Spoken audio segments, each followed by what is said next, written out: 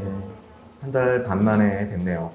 여러분들과 여름 시작할 때 뵌 것 같은데 이제 여름이 거의 다 끝날 때 다시 뵌 것 같습니다. 잘 지내셨는지 모르겠습니다. 이렇게 또 강의 들으러 와주셔서 감사하고요. 이번 기본 강의 역시 여러분들 수강료가 아깝지 않을 수 있도록 최선을 다해서 강의하고 실제로 여러분들 점수가 올라갈 수 있도록 돕겠습니다. 오늘 강의 자료는요, 앞에 칠판에 써놨지만요, 강의 계획서랑 첫날차 교재, 그리고 실제 사이즈 언어논리 시험지 2021년도 그렇게 가져와 주시면 됩니다. 먼저 첫 강의니까 강의 계획서 잠깐만 보고 짧게 말씀드리고 가도록 할게요. 앞에 있는 내용은 한번 읽어보시면 될 것 같고요. 뒷페이지 넘겨주시면요, 그 기초 강의와의 관계 이 부분 좀 짚고 넘어가려고 합니다. 이 기본 강의의 목표는 기본적으로 여러분들이 이제 PSAT 언어논리 문제를 풀 때 제가 이야기 드리는 요령 그리고 공부하는 방식 이것들을 실제 문제풀이에 적용할 수 있도록 체화시키는 게 이번 강의의 목표입니다. 물론 제가 기초 강의 때 다뤄드렸던 언어논리 요령 같은 거를 빼놓은 거 없이 전부 다 기본 강의에 다시 다 이야기 드릴 겁니다. 하지만 기초 강의보다는 조금 더 빠르게 진행할 가능성이 크고요. 그리고 다루는 문제 자체가 기초 강의보다 좀 어려워요. 민경채 문제를 기초 강의에서는 제가 다뤘었는데요. 이제 기본 강의부터는 민경채 문제 다르지 않습니다. 그래서 혹여나 지금 준비하시는 분들 중에서 민경채를 준비하시거나 아니면 7급 정도, 7급은 뭐 이거 들어도 상관없을 것 같긴 합니다만 생각하시는 분들이 있다면요. 기초 강의, 기본 강의 뭐 제가 여러분들께 늘 말씀드리지만 다루는 내용 자체는 크게 다르지 않아요. 했던 내용을 이번에 실전 적용하고 체화시키는 거고요. 만약에 필요하시면은 기초 강의 들으시는 게 어떨까 싶습니다. 그리고 강의 들어보시고 혹시 너무 어렵다 아니면 너무 내용이 너무 빠르다 싶으시면요. 기초 강의 뭐 지금 강의 들으시는 분들은 기초 강의를 또 들으실 필요는 없고요. 제가 낸 책이 있어요. 기초 강의 책이 있는데 상당히 좀 자세하게 구어체로 제가 설명을 해놨거든요. 그거 살 필요 없이 주변에 친구분들한테 하나 빌려가지고 한 번 정도 읽어두시면은 강의 듣는데 도움이 되실 거라고 생각을 합니다. 그리고 이제 단톡방이 제가 있어요. 그래서 오픈톡방 검색하셔가지고 신성우 언어논리 검색하면은 단톡방 들어올 수 있습니다. 기초 강의 때 들어오셨던 분들 단톡방은 별도로 있고 이번에 새로 들어오시는 분들 단톡방 들어오시면 새로 구성하려고 하거든요. 거기 들어오셔서 질문 같은 거 제 프로필 누르시면은 1대1 채팅이 가능해요. 거의 24시간 내내 밤에라도 연락 주시면 제가 깨어 있을 때는 항상 대답 드리고 있으니까요. 잘 활용해 주시면 될 것 같습니다. 질문 답변은 강의 시작하기 전에 제가 30분 전에는 항상 올 거예요. 그래서 필요하신 거 있으면 30분 전에도 저한테 질문해 주셔도 되고요. 강의 끝나고도 질문 답변은 제가 무제한적으로 받아드리려고 하고 있습니다. 상담은 제가 여러분들한테 받아보신 분들도 꽤 있으시겠습니다만 그냥 제 시간 관계없이 원하시면 다 해드리고 있어요. 지난번에 기초 강의 때는 30분씩 해드렸는데 너무 짧은 것 같아서 지금 1시간씩 해드리고 있고요. 찾아오시면요. 일단 근데 기본 강의 첫 주간은 상담보다도 여러분들께서 제 이야기를 듣고 공부하시는 게 더 도움 될 것 같아서 이번 주는 상담 진행하지 않고 다음 주부터 상담 다시 진행할 겁니다. 단체 톡 들어가시면은 제가 상담 어떻게 신청하는지 신청 방법 설명해 놓을 테니까요. 그거 통해서 다음 주부터는 상담 신청해 주시면 될 것 같습니다. 그리고 유튜브 채널이 있어요. 유튜브 채널이 있는데 그것도 뭐 검색하시면 나올 건데요. 유튜브 채널에는 아마 지금 영상이 아무것도 없을 겁니다. 이번에 따로 올릴 생각도 없고요. 제가 기초 강의 끝나고 매일매일 기상독해라고 아침 8시부터 30분 동안 강의를 했습니다. 강의라고 하긴 좀 그렇고 여러분들도 일어나실 겸 저도 일어날 겸 해서 한 문제 한 문제를 실제로 어떻게 푸는지 보여드렸어요. 제가 이제 합숙을 5번 들어갔는데요. 재검으로 들어갔던 게 2013년, 그리고 그때부터 민경채 계속 들어가서 재검 관리로 2015년에 재검 관리를 합숙을 했었고, 시험 출제위원 했을 때는 합숙은 아니고 그냥 문제은행 입고 과정에서 출제를 했었어요. 이제 동영상을 하면서는 제가 이 동영상에다가 이 문제가 어떻게 만들어졌다, 어떤 식의 배경으로 문제가 된다라는 걸 사실 드리기가 굉장히 부담스럽거든요. 기상독해 때는 그냥 하고 끝내버리기 때문에 나중에 뭐 그런 거 듣고 싶으시면은 출제가 어떻게 이루어지는지에 대한 보다 상세한 내용 같은 거 듣고 싶으시면은 찾아서 들으시면 될 거예요. 아침에만 하긴 하는데 단톡방에 있으신 분들한테는 다 링크를 드리거든요. 나중에도 들을 수 있게요. 그거 참고하시면 될 것 같습니다. 강의 자체는 대부분의 분들이 베리타스에서 지금 종합반을 수강하고 있는 걸 알고 있습니다. 그리고 제가 상담을 하면서도 느끼고 제가 실제로 생각해도 굉장히 힘들다는 걸 알고 있어요. 1순환 때는 1순환 공부가 우선되는 게 저 역시 맞다고 생각을 하고 1차 공부 같은 경우는 좀 필요하신 분들이 물론 있죠. 50점대 정도 나오셔가지고 지금 아예 점수의 뭐 사고 방식이라든지 독해 방식의 개선이 지금부터 필요하신 분들, 뭐 그런 분들은 좀 공부를 하셔야 될 건데 70점 넘으시는 분들은 언어 논리 듣지 안 듣고 2차 공부하시는 게 저는 맞다고 생각합니다. 그렇게 공부하셔도 여러분들이 원하건 원하지 않건 11월 달 되면은 다시 언어 논리 공부하게 되어 있어요. 근데 지금 언어 논리 올해 기출 정도 기준으로 70점 정도가 나오시는 분들이라면 굳이 지금 시간 할애하지 마시고 그 11월 달 가셔서 요즘 인강으로도 다시 열어주고 그러잖아요. 그때 공부하시는 게 여러분들한테 더 효율적이라고 생각합니다. 60점대 정도 되는 분들은 그냥 강의 정도만 듣고 이 강의에서 끝내는 식으로 활용하셨으면 좋겠어요. 저 역시도 여러분들께서 하도 좀 힘들다는 말씀을 많이 하시고 제가 봐도 말이 안 돼요, 사실. 저도 못할 것 같습니다. 저도 그렇게 공부 못했어요. 하면 좋겠죠, 그런데. 그렇게 생각은 하고요. 그러다 보니까 여러분들 제가 오늘도 강의 진도를 굉장히 좀 천천히 잡았어요. 여러분들 실제 수업에서 다 끝낼 수 있도록 강의를 할 생각이고요. 좀 내용이 부족한 게 있다면은 기상독해 등으로 제가 보완해 드리겠습니다. 컨텐츠는요. 더 공부하고 싶으신 분들이 있으면은 그렇게 활용을 하시면 될 것 같아요. 그리고 굳이 강사 커리큘럼 다 안 따라가도 돼요. 너무 커리큘럼에 다 얽매여가지고 듣고 들어야지 다 된다. 강의만 듣는다고 합격하는 거 아니거든요. 이건 제 강의뿐만이 아니라고 저는 생각을 합니다. 좀 능동적으로 생각하시고 능동적으로 계획 짜시고 점수가 높으실 때 들을 필요가 없는 것처럼 또 점수 스스로를 고려하셔가지고 강의 계획과 공부 스케줄을 스스로 짜셨으면 좋겠습니다. 그리고 지금 힘드신 거 잘 알고 있는데요. 노력하는 거는 다 돌아오더라고요. 또 공부도 때가 있어가지고 이 처음 공부하고 여러분들이 열심히 해야 되겠다는 생각이 있을 때 열심히 해야지 공부가 되지 흐트러져 버리면은 저도 공부를 오래 해봤던 입장에서 나중 되면은 별로 공부하기가 싫어요. 강의도 제 강의도 지금도 기본 강의 들으시는 분들이 신청을 하신 거잖아요. 1년 반 지나면은 기본 강의 들었던 걸 내가 왜 듣지 생각하시게 될 수밖에 없습니다. 그러니까 어차피 공부하시는 거 조금 더 힘내셔가지고 열심히 하시면은 나중에 다 지금은 힘드시겠지만 보답으로 돌아오실 겁니다. 제 강의도 그렇게 생각해 주셨으면 좋겠습니다. 이 기본 강의에서 강의의 특징은요. 이따가 강의하시면서 이건 직접 보시겠지만 이제 앞에 설명도 있지만 시험지를 제가 어떻게 풀었는지 이렇게 찍은 거를 보여드리고요. 동영상을 제가 가지고 왔어요.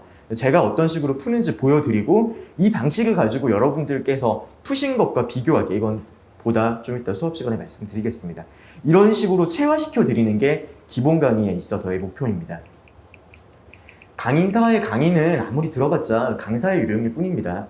제가 수업 시간 앞으로도 반복하겠지만요. 여러분들께서 생각하셔야 되는 거는 여러분이 문제를 풀었을 때 과연 내가 문제 푸는 방식이 바뀔 수 있겠는가 그런 거를 항상 생각을 하셔야 합니다. 교재 같은 경우는 제가 지금 상황에서 진도를 어떻게 빼야 될지 사실 아직도 감이 없긴 합니다. 천천히 좀 나갔다가 여러분들께서 소화하시는 것 같으면 조금 더 문제를 많이 다룰 거예요.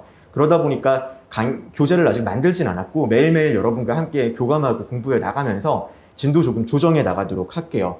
그리고 풀어야 할 문제는 그날 끝나면은 다음날 이야기 드릴 거고요. 숙제는 없습니다. 다만 여러분들께서 이 강의를 잘 활용하시기 위해서는 다음날 제가 다룬다고 한 문제들 정도는 미리 풀어가지고 가지고 오셨으면 합니다. 강의 끝날 때마다 알려드릴게요. 자, 그리고 시험지 제가 정사이즈 시험지 이렇게 나눠드렸는데 가급적이면은 정사이즈 시험지로 가져가셔가지고 제가 풀라고 하는 것 푸셨으면 좋겠습니다. 오늘 2021년도 나갔고요. 내일은 2021년도 5급, 오늘 5급 나갔고 내일은 7급 언어논리 시험 문제 여러분들께 드릴 생각입니다. 오리엔테이션은 여기까지 하고 마지막 지금 강의 계획서 보시면요. 뒷페이지에 1강부터 12강이라고 되어 있는 거 있잖아요. 강의 처음에 시작할 때 여러분이 이 강의가 어떻게 진도가 나갈지에 대해서는 머릿속에 그리셨으면 하는 바람에서 간단하게 설명드릴게요. 오늘부터 내일까지는 이해 영역을 공부할 겁니다. 언어논리의 4대 영역이 있습니다. 이해, 표현, 추론, 비판이고요. 주로 일치부합이라고 하는 영역이 이해 영역입니다. 오늘부터 내일까지 이해 영역을 함께 공부를 할 거고요. 그 다음에는 표현 영역이라고 된 영역. 국어로 따지면 화법과 작문과 유사합니다. 이 영역을 3일차에 공부할 겁니다. 그리고 4, 5, 6, 7, 8이 사실 논리 파트인데요. 4일과 5일은 논리 지식을 알려드릴 건데요. 그냥 설명을, 강의를 하는 논리 지식은 아니고요. PSAT 지금까지 한 10년치 정도에 해가지고 뭐 조건원이다. 그럼 조건원을 지문으로 설명을 하고 그거를 통해서 문제화시킨 지문들이 있습니다. 그런 지문들을 다 찾아보니까 이제 거의 빠지는 논점 없이 PSAT 지문만으로 논리학을 설명드릴 수 있을 정도가 됐더라고요. 그래서 한 문제 한 문제 논리학 소재를 통해서 문제를 만들어냈던 문제들을 이해 문제를 풀듯이 그냥 풀고 그 내용에 기반해서 논리학 내용을 설명을 드릴 겁니다. 그렇게 이틀 사용을 하면은 이해 영역도 보완이 되고 동시에 기본적인 논리 지식도 여러분들께서 알 수 있으리라고 생각을 합니다. 그리고 그 논리 지식을 바탕으로 해서 그것들이 논리 퀴즈를 풀 때 어떻게 사용되는지 설명을 드리고 논리 퀴즈를 풀어 드릴 겁니다. 그리고 추론 문제 조금 다뤄 드릴 거고요. 그리고 그렇게 지나고 나면은 9강부터가 돼요. 여러분들께서 많이 어려워하시는 강화학화 부분, 강화학화 이틀에 걸쳐가지고 문제 풀어드리고 설명드릴 거고요. 그 다음에 논증 내용과 논증 과정에 대한 분석 문제 설명드릴 겁니다. 그럼 마지막 날이 되는데요. 마지막 날은 요즘 최근 늘어나고 있는 신유형, 그리고 그 2개짜리 문제, 그리고 뭐 상황 판단형 문제들, 이런 것들을 여러분들과 함께 다루면서 마지막 날 2021년 5급 문제와 7급 문제 유형에 대해서 제가 세평해 드리도록 하겠습니다.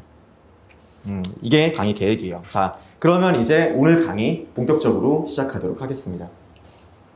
자, 일단 교재를 한번 보세요. 교재를 보셔가지고요. 다음 페이지입니다. 8페이지인데요. 앞쪽은 기초 강의 들으셨던 분들은 다 한번 들으셨던 내용인데 그래도 다시 한번 살펴보시길 바랍니다. 언어 논리에는요 4대 영역이 있습니다. 이 4대 영역은 공무원 임용령에 정해져 있는 내용이고요. 그렇기에 이 4대 영역을 벗어나는 문제 유형은 존재할 수가 없습니다. 그리고 각각의 영역은 이해, 표현, 추론, 비판이고요. 이 영역들에 대한 설명은 뭐 과거에 인사혁신처가 냈던 자료에도 있고 제가 뭐 이렇게 듣고 본 거를 바탕으로 적은 내용입니다. 이렇게 구성이 되어 있어요. 물론 이 4개가 무슨 의미가 있냐 이런 생각을 하실 수가 있어요. 그리고 더 세부적인 유형이 있어야 되는 거 아니냐. 실제로 출제 지침을 보면요. 한 2페이지가 문제 유형으로 꽉 차 있습니다. 이해 영역의 세부 문제 유형, 표현 영역 세부 문제 유형, 추론 영역 세부 문제 유형, 비판 영역 세부 문제 유형이 있는데 제가 그걸 보고 같이 참여했던 입장에서 그렇게까지 나눌 필요 없어요. 제가 여러분들께 알려드리는 이 내용만 가지고도 준비하는 데 충분하다고 저는 생각합니다.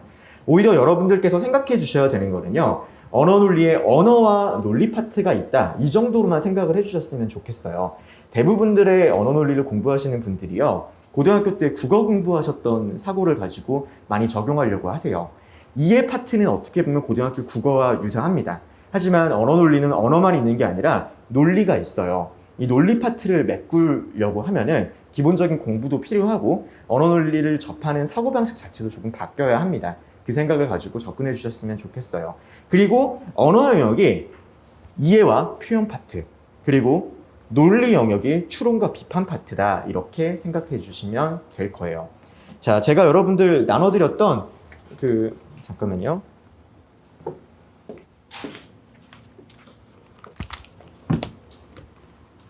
(2021년도) 5급 문제지 한번 봐보세요. 그럼 이해와 표현과 추론이 어떻게 나뉘는지 설명을 드릴게요. 1번 문제 같은 경우 여러분 일치부합이라고 하는 거, 이게 이해 문제입니다. 2번 문제도 이해 문제입니다.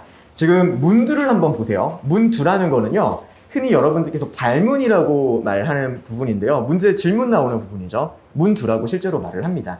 문두 부분에서 1번과 2번은 부합이라고 되어 있습니다. 부합이 대표적인 이해 영역의 문두입니다.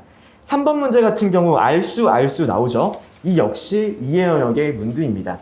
뒤에 설명드리겠지만요. 여러분들께서는 이 부합과 알수 등의 문두 차이를 너무 가볍게 여기십니다. 부합과 알수는 만드는 과정이 엄연히 다르고요. 교수님들께서 이 문들을 결정하시는데 토론까지 하세요. 이거는 선택해서 나온 문들입니다. 정보를 담고 있어요. 5번 문제 부합이고요. 6번 문제 알수. 이렇게 이해형 문제가 쭉쭉 넘어갑니다. 그 다음에 7번 한번 보시겠어요? 7번 되면은 기역에서 미음을 흐름에 맞지 않는 곳을 찾아서 수정하라고 되어 있습니다. 이게 표현 영역의 문제입니다. 고쳐쓰기 문제에 해당하고요. 8번 문제, 기역과 니은에 들어갈 내용을 적절하게 채우라는 거잖아요. 글이 완성되어 있지 않습니다. 완성되어 있지 않은 글을 완성되게 만드는 것, 그것이 표현 영역입니다. 8번 역시 표현 영역에 해당해요. 이렇게 이해 영역 파트가 지나고 표현 영역 파트가 지나게 됩니다. 그리고 그 다음에 9번에서 문 둘을 보세요. 추론입니다. 물론 이 내용 자체가 엄연히 나눠져 있고 문제를 내는 것도 다르지만 논리적 추론이 아닌 경우에 문제 푸는 과정은 비슷해요. 하지만 추론 문제입니다. 추론 영역 들어온 거고요. 문제 10번 추론입니다. 실험에서 추론하는 거잖아요. 가설 찾는 문제가 되는 거예요. 11번 문제 역시 문두가 여러분들 바뀐 게 느껴지셔야 됩니다. 추론이라고 들어가 있는 거예요. 그리고 12번 문제가 되면서 논리 퀴즈, 논리적 지식을 직접적으로 묻는 거죠. 12, 13, 14. 다 그렇게 넘어가죠. 추론 영역입니다. 15번 역시 추론 영역인 거예요. 그 다음에 16번 논쟁에 대한 분석이죠. 이것이 바로 비판 영역입니다. 논쟁을 확인하고 강화 약화 등을 파악하게 하는 문제. 17번 기획에 대한 평가. 선지 보면 강화 약화입니다. 강화 약화 비판 영역이고요. 18번도 강화 문제 비판 영역이죠. 그리고 마지막 19, 20번 문제. 기획 들어가고 니은 20번 들어가는데 19번에 이해 20번은 굳이 하면은 반박이니까 비판이라고 할 수 있는데 두 세트 문제는 보통 그 영역을 나누진 않습니다.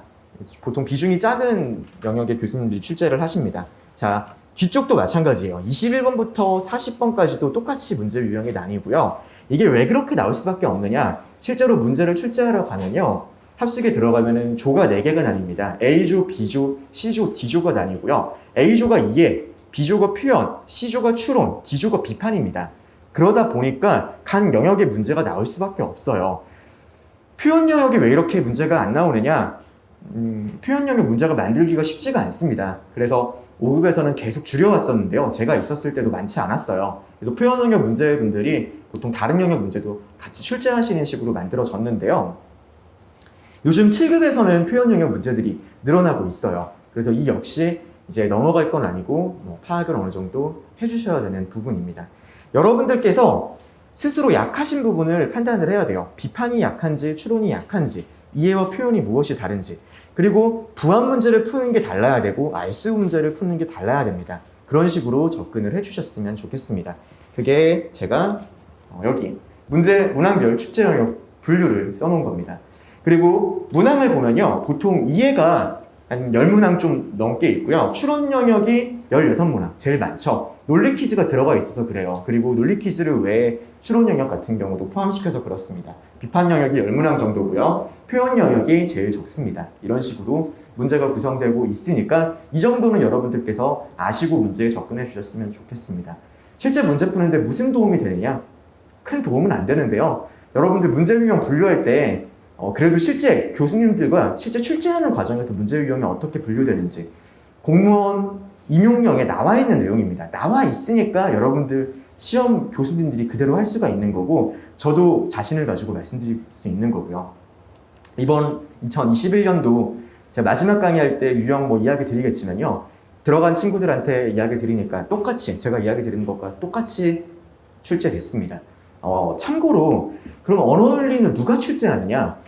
교수님들 같은 경우 여러분들 어떤 베이스 가진 교수님들이 출제하시는지 궁금하실 건데요. 일단 국문학과 교수님들 거의 안 들어갑니다. 국어과가 아니라요. 철학입니다. 교수님 13분이거든요. 13분이고 12분이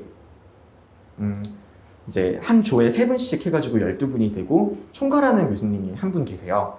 12분인데 총괄하시는 교수님은 거의 철학과고요. 무조건 철학과입니다. 철학과 교수님이 총괄을 하시고 각 조마다 철학과 교수님이 한 분씩 들어가세요.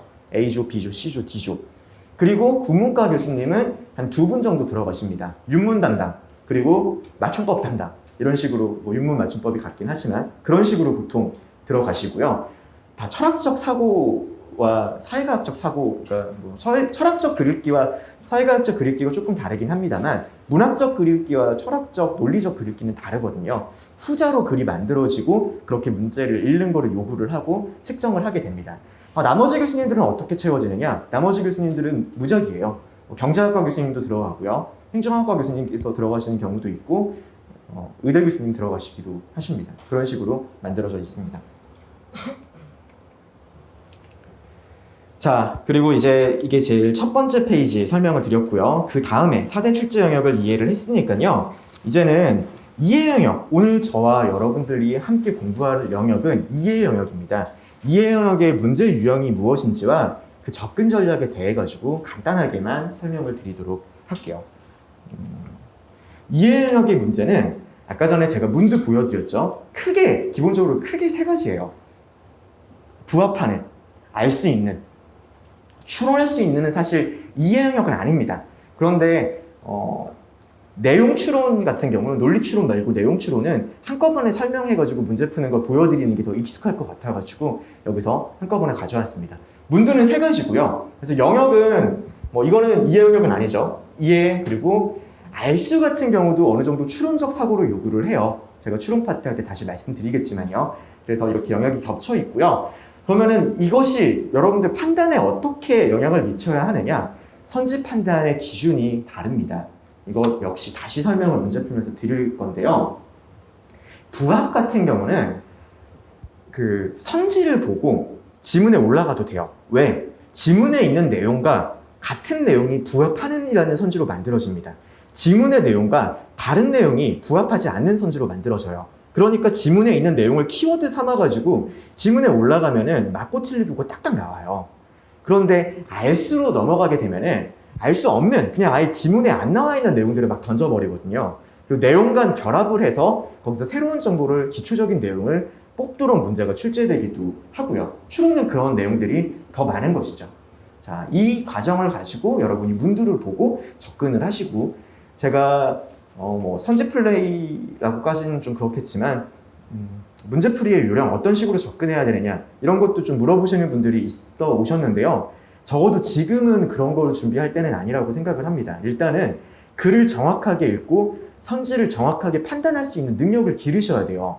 어차피 요령은 여러분들께서 하기 싫으셔도 12월 되면은 여러분 스스로가 열심히 발굴을 하시고 개발을 하시게 되어 있습니다. 그거는 나중에 다시 서로 이야기하면 될 것 같고요. 일단은 글을 정확하게 읽고 문제를 푸는 게 기본이다라는 상황 속에서 이런 선지 판단의 기준이 조금 다를 수 있다. 이 정도 생각을 해주시면 될 거예요. 자, 그리고 여러분들께서 이해 영역을 왜 힘들어하고 어려워하느냐? 문제 유형을 좀 제가 여러분들과 상담을 하면서 느껴봤는데요. 그냥 글은 쭉 읽으면 돼요. 글을 쭉 읽고 내용을 파악하는 게 기본인데 그 글을 읽고 내용을 파악하는데 여러분들께서 어려워하는 유형이 이 밑에 있는 4가지 정도를 어려워하세요. 단순한 설명문, 논설문이 언어논리 지문입니다. 그런데 왜 고등학교 때처럼 읽으면 내가 이게 잘 읽히지 않고 내용 파악이 안 되는 거냐? 정보량이 제일 처음에 많은 경우가 있어요. 그런 정보량이 많은 것들을 여러분들이 그냥 내용을 다 파악하려고 하니까 어려워지는 거예요. 소재가 문제가 아닙니다. 소재가 문제가 아니에요. 개념간 관계가 복잡해도 그 글을 힘들어 하세요. 과학 지문이 어렵다고 많이 저한테 호소하고 힘들어 하신 분도 많은데요. 과학 지문이 왜 어렵냐면은 과학 지문은 단순하게 정보만 쏟아내는 것들이 아니라 거기 나와 있는 개념과 개념들이 결합해가지고 어떤 내용을 설명하고 있고 그것들을 그 짧은 시간에 이해해서 머릿속에 정리해야 하는 거거든요. 그런 지문 때문에 여러분들이 힘들어합니다. 그리고 단어와 표현이 낯선 경우에도 글을 동양철학 같은 경우에 힘들어하죠. 맥락을 파악해야 되는 거. 2021년도 올해 문제가 지문들이 과거 문제가 좀 달라졌다라고 표현하시는 분들이 많아요. 제가 봐도 좀 달라진 부분이 있습니다. 그런데 그러면 뭐가 가장 많이 달라졌나? 제가 생각했을 때는 이 맥락을 파악하도록 글을 낸 게 좀 많이 달라진 것 같아요. 옛날 같았으면은 검토했을 때 저희들이 다 그거를 이야기하면은 조금 더 깎아주셨을 것 같거든요. 근데 지금은 맥락을 활용해야 되는 글의 문제가 뭐냐면요. 글의 명시적인 내용을 넣지를 않아요. 글의 전체적인 전개 과정을 알고 어떤 말을 하는지 알아야지 거기 나와 있는 비어있는 내용들을 채워서 글을 이해할 수가 있게 만드는 거거든요. 그러니까 이런 식으로 글이 나와버리면은 문단을 끊어서 그 문단을 끊어서 읽은 다음에 선지 판단을 해버리면 답을 맞추기가 정말 힘들어져요. 그런 내용이 지금 요즘 문제가 나오고 있습니다. 이따가 다시 이거는 내일 하나하나는 내일 설명을 드릴 거예요. 간단하게 이 정도가 있다. 언어논리 이해영역 지문에 정도만 생각해 주시면 될 거고요. 각각의 여러분들께 지금 제가 말씀드리고 싶은 거는요. 이해영역의 문두가 다르고 이해영역 같은 경우도 지문이 다르니까 다른 식으로 접근하려고 그러는 사고를 가지고 문제에 접근해야 한다는 거예요. 그렇다고 이게 문제가 어떻게 되어 있다 유형을 구분하고 들어가면은 저도 시험을 쳐본 입장이지만 너무 힘들어요. 그거 생각하느라고 시간이 다 간단 말이에요. 다만 그런 건 신경을 안 써도 시험 문제를 풀 때 문두부터 볼 수는 있잖아요.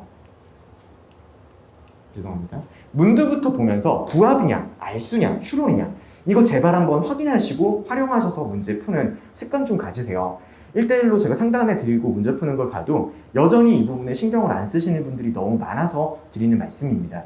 마찬가지로 글을 읽을 때도 글을 읽어가면서 여러분들이 지문을 기출문제를 어떻게 분석해야 하는지 저한테 많이 문의를 해오세요. 분석해야 하는 거는 기출문제가 아닙니다. 여러분이 문제에 접근하고 푸는 사고방식과 그 과정을 분석하셔야 하는 거고요. 그런 차원에서 이 지문들의 유형에 따라서 어떻게 접근해야 하는지 그게 여러분이 어떻게 잘 접근하고 있는지 파악하고 전략을 짜실 필요가 있습니다.